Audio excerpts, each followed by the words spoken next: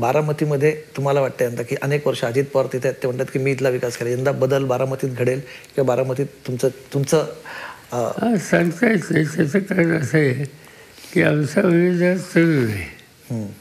तो फायदेशीर शिक्षण घेतलं, अमेरिकेमध्ये शिकून आला, इथं एका साखर कारखान्याचं काम बघत होता, उसाच्या शेतीत लक्ष घालत होता. पण नाव आहे, नाव काय. आणि दुसऱ्या बाजूने गेल्या 6-7 निवडणुकांत सतत जिंकले, 4 वेळेला महाराष्ट्राचे उपमुख्यमंत्री झालेले, आधी महाराष्ट्राचे उपमुख्यमंत्री.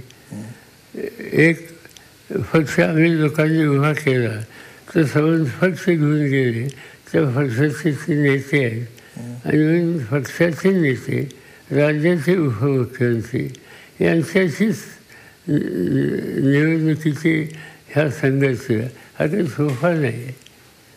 आणि त्यामुळे त्याच्यामध्ये काहीतरी सहज असा निकाल लागेल तसा निघेल हे मी सांगणार नाही. पण माझा बारामतीच्या लोकांचा विश्वास आहे. मागच्या निवडणुकीमध्ये लोकसभेला ही स्थिती होती, पण तरी लोकांनी जवळपास 1.5 लाख मतांनी सोशल निवडून दिलं. बारामती विधानसभा मतदारसंघात काही 40-45 हजाराचा लीड बारामतीत मिळाला. याचा अर्थ लोक योग्य विचार करतात. त्यांच्यावर माझा, त्यांच्या शहाणपणावर माझा पूर्ण विश्वास आहे. पण मला हे माहिती आहे की हृदय हे सगळ्या शक्तिशाली सत्ताधीशाच्या विरुद्ध आहे आणि दुसऱ्या बाजूला एक तरुण आहे.